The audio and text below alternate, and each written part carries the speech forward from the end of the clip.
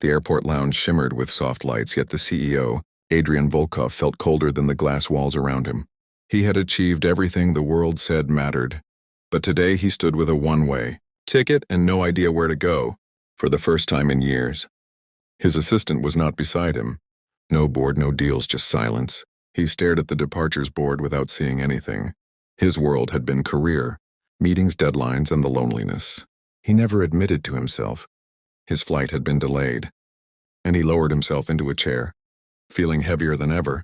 That was when he heard a tiny voice beside him. "Are you lost too, mister?" A little girl no older than 8 stood, there hugging a worn backpack, her hair tied in uneven braids. Adrian blinked, surprised. "Why would you think I am lost?" "Because you look like my dad looked before he left," she said simply, and sat down beside him as if they already knew each other.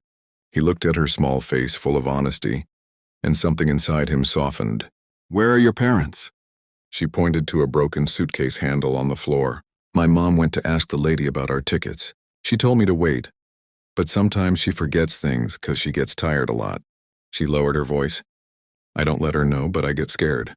Adrian leaned back, feeling something unfamiliar rise in his chest. He had been lost in airports before, but never found someone this brave. "Do you get lost often?" She nodded, her braids bouncing. "A little, but I always find someone nice." She examined him. "You look like someone who needs someone nice too." Adrian almost laughed for the first time in days. "What's your name?" "Mila." She smiled a small, fragile smile. He extended his hand. "I'm Adrian." Mila shook it with both hands as if sealing something important. "So where are you going, Mila?" "Somewhere new," she answered. "Mom says new is always better than old, even if it's scary." Adrian stared at her. He had been running from something old too. Maybe this meeting was not an accident.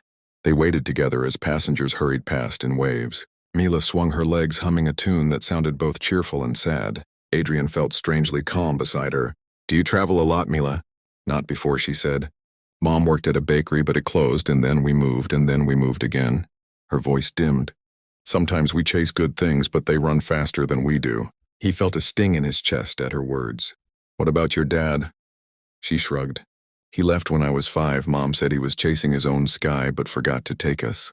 Adrian inhaled slowly. "People forget what matters sometimes." Mila looked up at him. "Did you forget too, mister?" He froze. For years he had forgotten birthdays, family dinners, relationships, everything sacrificed for a company that never loved him back. Maybe he had. He cleared his throat. "Yes, I think I did." She gently touched the sleeve of his suit. "Then maybe you and my mom should talk," she said innocently. "We help people who forget things." Adrian chuckled despite the ache in him. He looked around for her mother but saw no one approaching. "Do you want something to eat, Mila?" Her eyes brightened, but she hesitated. "Mom says we should save money now." Adrian stood. "Then let's call it my treat." She followed him to a nearby cafe, her steps small but full of hope. He bought her hot chocolate and a warm croissant. As she ate, she told him stories about her tiny apartments, her mom's long walks to work, and how she wished she could grow tall enough to not be scared anymore. "You know," she said, crumbs on her lips, "when I saw you, I thought you looked lonely, like a cloud that forgot where the wind was going." Adrian stared at the girl who saw the world with painful accuracy. "Lonely cloud, huh?" She nodded. "But even clouds find sunshine when they stop running." He looked at her for a long moment. Then something changed. A woman rushed toward them, breathless eyes full of worry. "Mila." "Mom." Mila ran to her.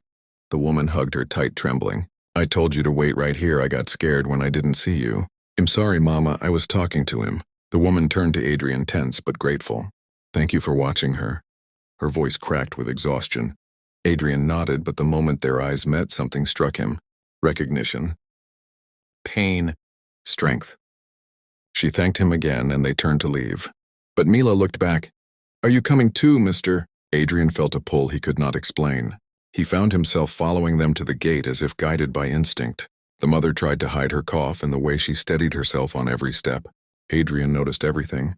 "Are you all right?" he asked softly. "I'm fine," she answered, though her pale face said otherwise. "I'm Elena, thank you again." Mila clung to her mother's hand. "Mama, he is lonely. Can we help him?" Elena blushed. "Mila, sweetheart." "But Mama's cheeks pink always means she is thinking about something important," Mila whispered too loudly. Adrian almost smiled. Where are you both traveling? Elena exhaled. A small town my sister said she can help us for a while until I find work. Adrian watched the way she smoothed Mila's hair the way love overshadowed her exhaustion. Are you traveling alone with Mila? Yes, she said softly. It's just us now. He felt the weight of her words. He had met countless powerful people, but none carried strength like this woman. She suddenly swayed a little and he caught her arm instinctively. Easy. I'm fine, she insisted, breathless. But Mila looked terrified. Mama, please sit. Adrian guided her gently to a nearby bench. Do you need medicine? She shook her head. Just a moment, I have been working too much and not sleeping, and the stress, well. She looked away, embarrassed. Adrian looked between them. This woman was sacrificing everything, yet receiving nothing in return. He had money, influence, resources, things they could only dream of. For the first time, he wished he could do something that mattered. Let me help, he said. She shook her head immediately. No, we don't take charity. This isn't charity, he replied. Consider it a thank you. For what, she whispered.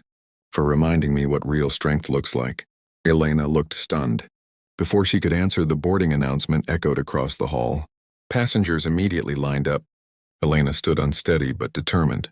Mila picked up their small broken suitcase. Adrian felt a strange sensation rising inside him. He didn't want them to disappear. As they walked toward the gate, Adrian's pulse quickened. He had never cared about anyone enough to chase them. Not until now. Mila tugged his sleeve. Are you coming with us? He stared at her, then at Elena, then at the boarding sign. Elena hesitated, her eyes filled with a mix of hope and caution. Why would you come with us, Adrian? He took a slow breath. Because for once I want to go somewhere that isn't on a business schedule. He looked into her tired eyes. And because I think you two saved me today. Elena's lips parted in shock. Mila clapped softly. I knew it, you are a cloud-finding sunshine. The attendant called for final boarding.